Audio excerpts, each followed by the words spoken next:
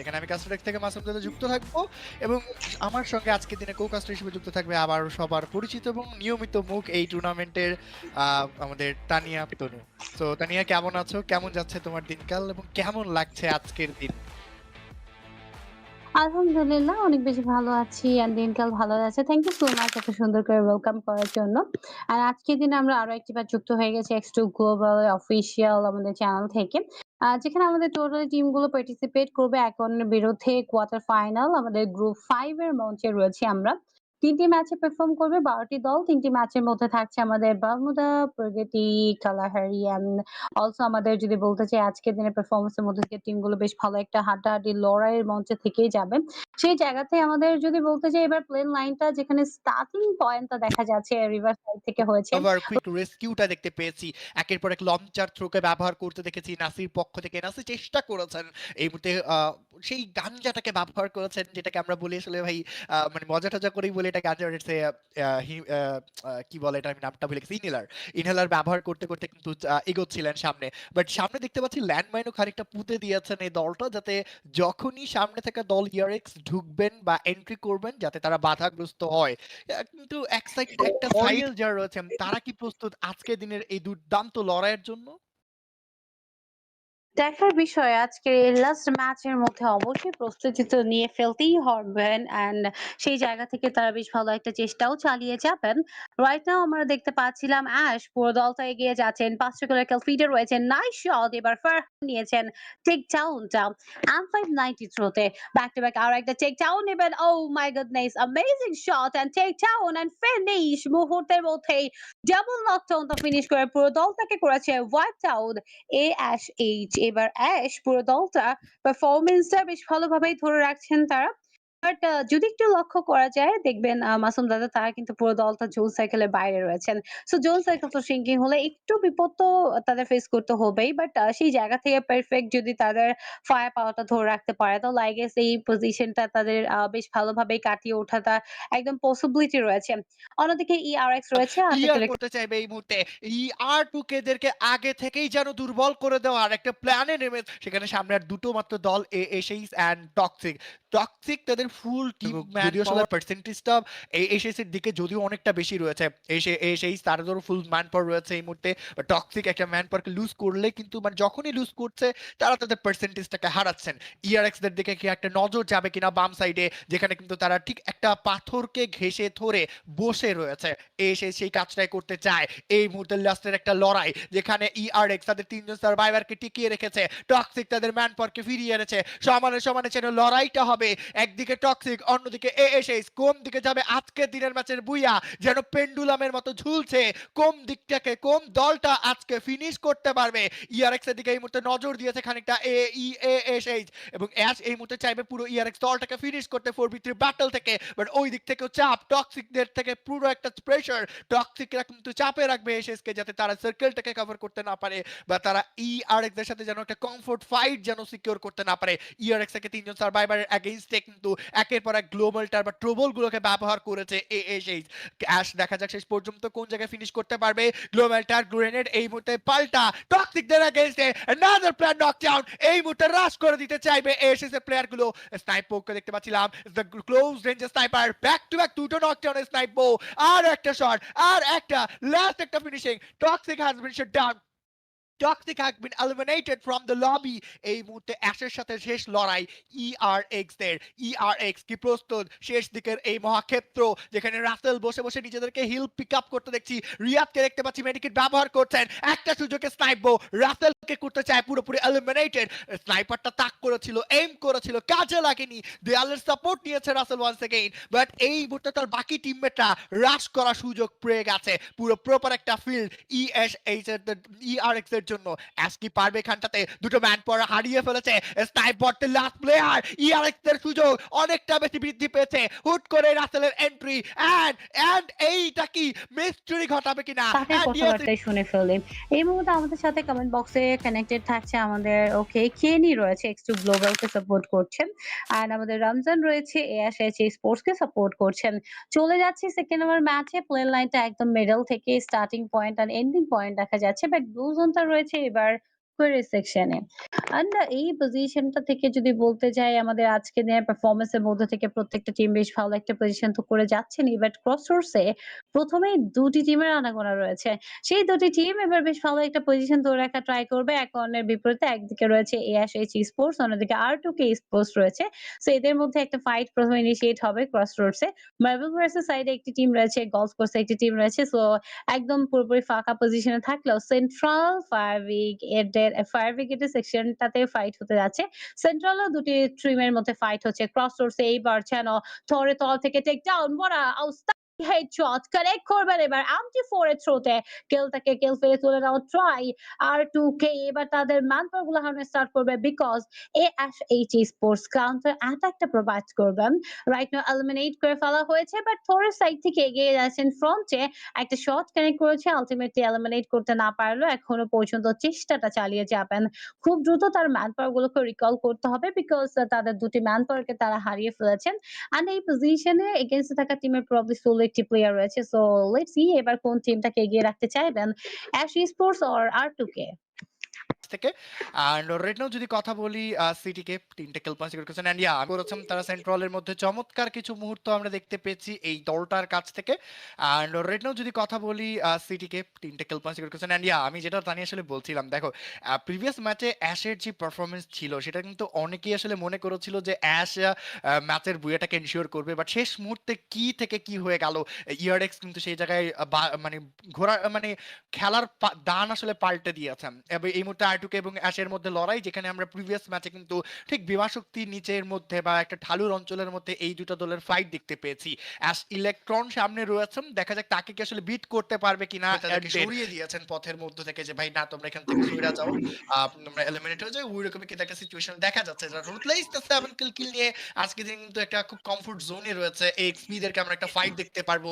XP তারা ফাইটকে কিন্তু complete করতে চায়। Right now the another fight আর ASH এর উপরে এগেইনস্টে কিন্তু লড়াই কিন্তু শুরু দেখতে পাচ্ছি। স্নাইপার দূর থেকে আসলে তিনি সাপোর্টটা দিচ্ছেন আবারও একটা বার। সেই লং ডিসটেন্স থেকে যেন এই প্লেয়ারটি 12টা বার প্রতিটা ম্যাচে যেন কভার করতে চাচ্ছেন। খুব ক্লোজ একটা রেঞ্জে ফাইট কিন্তু কভার করতে দেখছি না আমরা স্নাইপবটকে। স্নাইপবট এই জায়গাটাতে কিন্তু খানিকটা প্রেশার সিচুয়েশনে রয়েছে। এই মুহূর্তে মিনি লঞ্চপ্যাড ব্যবহার করে পিছিয়ে আসলেন। ক্রস রোড থেকে একটা ভেহিকল বা বাইক নিয়েছেন, সেটা দিয়ে কিন্তু চলে যেতে চান যে ক্রস রোড থেকে যেন আবার একটা বার দলের ২-১ জন প্লেয়ারকে যেন আবারও রিকভার করা যায় বা রিকল করা দেওয়া যায়। এবং এটাও করতে পারলে কিন্তু AXP দের সাথে আবারও লড়াই করতে পারবে। আর রাইট নাও ASH ইয়াস রিকল করে দিয়েছেন, সাথে সাথে কিন্তু আবারও পজিশনটাকে সুইচ করতে দেখবো। বাট ইয়া ASH এবং AXP এর ফাইটের বা লড়াইয়ের কথা যদি বলো তাহলে এখানটাতে কিন্তু AXP অনেকটাই এগিয়ে রয়েছে। তারা যেভাবে ASH প্লেয়ারদেরকে যেভাবে ডমিনেট করেছেন বা তাদেরকে খুব তাড়াতাড়ি কিন্তু লবিটা থেকে হাতছাড়া করেছেন এবং তাদেরকে যেন সরিয়ে দেওয়ার চেষ্টা করেছেন। এবং এখন প্রশ্নটা হলো যে তারা কি পারবে এই ম্যাচটাকে কমপ্লিট করতে এবং তারা কি পারবে আজকের দিনের ম্যাচটাকে কিন্তু পুরোপুরি সিকিউর করতে, এটা কিন্তু একটা দেখার বিষয় রয়ে গেছে। এক্সাক্টলি সেই জায়গা থেকে চেষ্টাটা বেশ ভালো হবে। এই মুহূর্তে আমাদের ASH রয়েছে। রাইট নাও ২ টা কিল ফিডে তারা এগিয়ে যাচ্ছে ফ্রন্টের দিকে। অ্যান্ড সেই জায়গাতে তাদের কিন্তু আরো কিছু দলকে ফেস করতে হবে। রাইট নাও ম্যাচের আমাদের 12 মিনিট ওভার হয়ে গেছে। ৭ টা টিম এখনো পর্যন্ত তাদের পজিশনটা ধরে রাখছে ব্যাটল গ্রাউন্ডে। 26 প্লেয়ার। ফ্রন্টের মধ্যে বা একটা ফাইটের মধ্যে আমাদের নাইমকে দেখা যাচ্ছে ব্যাক টু ব্যাক চার্জিং করে কিল ফিডে কিল পয়েন্ট গুলো কালেক্ট করে ফেলছেন। অ্যাশের তরফ থেকেও ২ টা কিল ফিড নিয়ে তারাও বেশ ভালো একটা পজিশন ধরে রাখতে চাইবেন। যেখান থেকে আমাদের দেখা যাচ্ছে ইলেকট্রন অলসো আমাদের স্নাইপ বট তারা একটা বেশ ভালো পজিশন ধরে রাখছে। বাট জোন সার্কেলের বাইরে রয়েছেন। সেফ জোন সার্কেলের মধ্যে এবার ঠিক গুটি পায়ে এন্টার করার ট্রাই করছে যেন স্পট হয়ে না যায়। এই মুহূর্তে ২ টি প্লেয়ার দুদিকে রয়েছে, তাও স্প্লিট আকারে রয়েছেন। আপার গ্রাউন্ডে গেলেই অনেকটা বাজে প্রেশার কিন্তু ফেস করতে হবে, সেটা তিনি ভালো করে বুঝে গিয়েছেন। সেই জায়গা থেকে এবার এখনো পর্যন্ত হোল্ডিং পজিশনটা মেইনটেইন করছেন আমাদের alpha expert. That is our XP হয়ে গেছে টোটালি এলিমিনেটেড। অ্যান্ড এই মুহূর্তে ERX রয়েছে একটা ফাইটের মধ্যে। রাসেলের সাইড থেকে আউটস্ট্যান্ডিং টিম কম্বিনেশনটা তিনি আরো একবার দেখিয়ে দিচ্ছেন। কিল ফিডে কিল পয়েন্টটা কনফার্ম করার মাধ্যমে। অ্যান্ড সেই জায়গা থেকে আমাদের পুরোপুরি এই ম্যাচের মধ্যে যেন আমাদের সাইবটকে দেখা যাচ্ছে অনেকটা লং টাইম হোল্ডিং পজিশনটাই কাটিয়ে দিলেন আমাদের এই অ্যাশ এইচরা। ২ টা কিল কিল ফিড নিয়ে এগিয়ে যাবে ফ্রন্টের দিকে বেশ ভালোভাবে ডমিনেশনস গুলো চালিয়ে যাওয়ার জন্য। রুথলেস ওয়ারিয়র ৪ টা কিল কিল ফিডে রয়েছে। অ্যান্ড এবার লাস্ট ২ টি প্লেয়ার থাকছে রেদওয়ান অলসো অ্যাজ স্ট্রম রয়েছে connected. So storm and Redwan তাদের পজিশনটা ধরে রাখবে। এবার জোন সার্কেলে কর্নার সাইডে এখনো পর্যন্ত চেষ্টাটা বেশ ভালোভাবে চালিয়ে যাচ্ছেন আমাদের রুথলেস ওয়ারিয়র্সরা। লাস্ট পর্যন্ত এই টিমটা হয়তো বুয়া থেকে ছিটকে পড়তে পারেন বিকজ ম্যান পাওয়ার একটা ঘাটতি রয়েছে। বাট এগেইনস্ট থাকা টিম তারাও কোনো মতে পিছুপা হতে চাচ্ছেন না। সো তাদের সাইড থেকে বেশ ভালো একটা কম্পিট দেওয়ার ট্রাই করছেন পুরো ফাইটার। এই মুহূর্তে ওয়ারিয়র্স এর এইচবি স্ট্রম তিনি ব্যাক আউট করেছেন। ফাইটটা থেকে এভয়েড করলেও তাদের ৪টি প্লেয়ারের মুখোমুখি পড়ে গেছেন। 1 ভার্সেস 4 সিচুয়েশন অনেকটা হার্ড হতে যাচ্ছে স্টর্মের জন্য। ব্যাক টু ব্যাক চার্জ চিন্তা করবেন। মাইন্ড ব্লোয়িং চার্জ নিয়েছেন এবার একের পর এক শটটা কারেক্ট করার ট্রাই। এবার আর কিছু একটা শট কারেক্ট হলে তিনিই হয়ে যাবেন নকড আউট। লাস্ট শটটা just mind blowing and totally eliminated হয়ে গেছেন পুরো দল। অ্যান্ড দেন লাস্ট একটা ব্যাটলের মধ্যে আমরা পৌঁছে যাচ্ছি কালাহারি ম্যাপে। একদম যেটা ব্লু জোনটা রয়েছে ফাউন্ডেশনে। হায়াল লুটসন এরিয়া সো সেখানে একটা ফাইট হতেই পারে। ফাইটের কোনো কমতি এই ম্যাচে থাকবে না। বিকজ লাস্ট একটা match do or die situation থেকে হলেও আমাদের টিমগুলো আরো একবার ব্যাক করতে চাইবেন লবির মধ্যে তাদের কোয়ালিফিকেশনটা নিশ্চিত করার জন্য। ইয়েস অবভিয়াসলি এই মুহূর্তে আমরা প্রত্যেকটা দলকে ল্যান্ডিং করতে দেখবো যে যা জায়গাগুলোকে ল্যান্ড করলো তা নিয়ে তুমি যদি একটা জিনিস দেখো রিফাইনারি দ্য মেজ এই জায়গাগুলোকে যেন আমরা আসলে অনেকটা বেশি ফাঁকা দেখতে পাচ্ছি ঠিক এই জায়গাগুলোকে টার্গেট করছে না অনেকগুলো দলকে ঠিক কমান্ডো পোস্ট একটা আপনারা তো ফুলি অ্যালাইভ সো কয়েন দিয়ে আসলে কি করবে রিকল করবে রিলাইভ করবে এটা এটা কোনো কিছুরই তো প্রয়োজন নেই লঞ্চ প্যাড ব্যবহার করতে দেখেছি প্লেয়ারদেরকে অ্যাগেইনস্টে এবং রাইট নাও দ্য নাইম একের পর এক চার্জ করবে সাইফের নাসিফের এগেইনস্টে স্কাইলার থ্রো করে দিয়েছেন যাতে দেয়ালটাকে ভেঙে ফেলা যায় তারপরে আক্রমণ করতে চাইবেন আরো একটা বারবান্স গেইট ইয়া একের পর এক চার্জ এই মুহূর্তে এক হাতে উইনচেস্টার নিয়ে নাইম ব্যাক অফ থেকে প্লেয়ার ঢুকেছে এটা জেনুইন ছিল sorry guys but right now the Naim ইয়াস ক্লিয়ার করে দিয়েছে ইউএনও কিন্তু সেখানটাতে রয়েছেন সাপোর্টের জন্য বাট দ্য টিম আজুকি ও মাই গুডনেস হ্যাশট্যাগ 9 এ শাটডাউন হয়ে গেছে ম্যাচের আর্লি স্টেজে কিন্তু বিদায় জানিয়েছে বাট বাকি বিপদ ৩ টি প্লেয়ার বেশ ভালোভাবে এবার ডমিনেটটা করে যেতে চাইবেন। পাশাপাশি সেই লাস্ট ওয়ান প্লেয়ারকে আরেকবার রিকল প্রসেসটা কমপ্লিট করবে। অ্যামেজিং শট নিয়েছেন টেক ডাউন। অ্যাশ স্পোর্টস রয়েছে একটা ফাইটে সায়েন্সের সেকশনে এবার যেন ভয়ানক একটা আগুন সৃষ্টি হয়েছে অ্যান্ড এই বলয়েতে এগেইনস্টে থাকা টিম প্রপারলি ধসে যেতে পারে। What a aggression ash HS sports এবার যেন অ্যাশ কোনো মতেই থামছেন না। ৬টি কিলের কিল ফিনিশ ৭টা কিলের কিল পয়েন্টে যেন ধীরে, ধীরে পৌঁছে যেতে চাইবেন। অ্যাশ স্পোর্টসরা অ্যান্ড প্রপারলি তাদের সাইড থেকে এলিমিনেটটা তুলে ফেলে সেই জায়গা থেকেও যেন এখনো পর্যন্ত তাদের পজিশনটা বজায় রাখবে। স্নাইপারটা অনেকটা লো হেলথ এ রয়েছে। তাকে এই মুহূর্তে হয়তোবা কভার প্রোভাইড করতে গেলে পুরো দলটা এগিয়ে যেতে পারেন।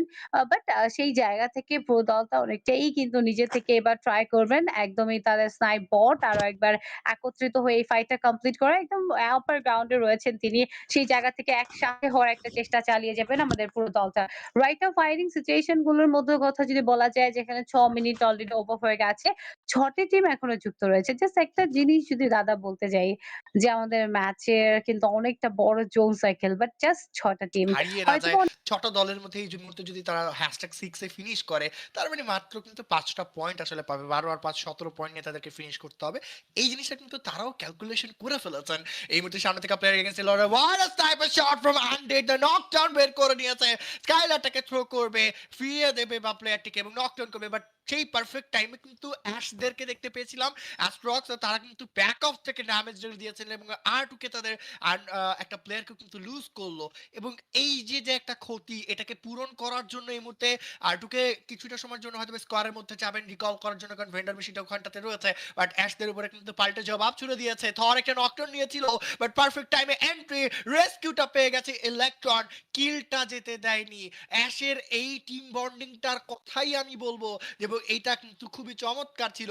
এই টাইমটার এই যে টিম বন্ডিং বা এই টিম ফাইট এটাই কিন্তু আসলে প্রয়োজন একটা দলের জন্য। আর টুকি স্পোর্টস আজকে 6 সেকেন্ড তো এলিমিনেট হয়ে গেছে। আমার কথাটা যেন ভাই ওরা আসলে মাইনা নিছে ভাই। ১৭ পয়েন্ট নিয়ে আজকের দিনের মতো ফিনিশ করছে ভাই। ১২ টা কিল পয়েন্ট ছিল, ৫ টা পয়েন্ট। ১২-৫ ১৭ পয়েন্ট নিয়ে থার্ড ম্যাচে ফিনিশ করা। আমি জানি না আসলে কতটুকু আসলে ভালো হবে। কারণ এখানে যেখানে আসলে অ্যাশের মতো দল এখনো পর্যন্ত রয়েছে, এক্সপি দেরকে দেখতে পাচ্ছি, আরটিএইচ, রুথলেস স্পোর্টস রয়েছে। ভালো কিছু দলকে কিন্তু আমরা শেষ পর্যন্ত টিকে থাকতে দেখব। অ্যান্ড আমার কাছে সার্কেলে যেতে হলে অনেকটা হিমশিম পজিশন ফেস করতে হতে পারে। তাদের আপার গ্রাউন্ডে রয়েছে প্লেয়ার, ঠিক তাদের রুফটপেও প্লেয়ার রয়েছে। লোয়ার গ্রাউন্ডে নেমেছেন 1v1 একটা ব্যাটল কমপ্লিট করতে চাচ্ছেন। এই মুহূর্তে ৪ টি প্লেয়ার এগিয়ে যায়। রুথলেস, জেডএক্স, এএক্সপি অলসো আমাদের এএসএইচি স্পোর্টস রয়েছে কানেক্টেড। ডেঞ্জার জোনটা যেন অনেকটাই বাজে পজিশনে ফেলে দিচ্ছেন প্রত্যেকটা টিমকে। এএসই স্পোর্টস তাদের সাইড থেকে ব্যাক টু ব্যাক টেকডাউনটা নিয়েছেন। ফারহান ইলেকট্রো এখনো পর্যন্ত তাদের কিল ফিডে কিল পয়েন্ট গুলো কালেক্ট করছেন। অলসো রুথলেসের রেদওয়ানের সাইড থেকে বেশ ভালো একটা ডমিনেটিং মোমেন্টাম আমাদের এএক্সপি এর তরফ থেকে দেখা যাচ্ছে। এবার তারাও বেশ ভালো কিল ফিডে কিল পয়েন্ট গুলো কালেক্ট করতে ফেলছেন। বাট জেডএক্স যে লোয়ার গ্রাউন্ডে রয়েছেন, তারা যদি এবার খুব দ্রুত উঠতে না পারে তাহলে কতটুকু প্রেশার ফেস করতে পারে বলে আপনার মনে হচ্ছে? কভার করবে। প্লেয়ার গুলো হয়তো আবার একটাবার উঠে দাঁড়াবে, ঘুরে দাঁড়ানোর চেষ্টা করবে। বাট সেই জায়গাটাতে কি আদৌ পারবে আমাদের এক্সপি আজকের দিনের ম্যাচটাকে ফিনিশ করতে? 4v1 একটা ব্যাটল খুবই সহজ, খুবই ক্লিয়ার। যদি নিচে নামতে হয় এবং এই টাইমটাতে যদি কোনো রকম কোনো অ্যাক্সিডেন্ট ঘটে যায়, তখন কিন্তু আসলে বিপদটা বাড়বে। ইলেকট্রনকে প্রেসার করা হয়েছিল, স্পাইডারের লাস্ট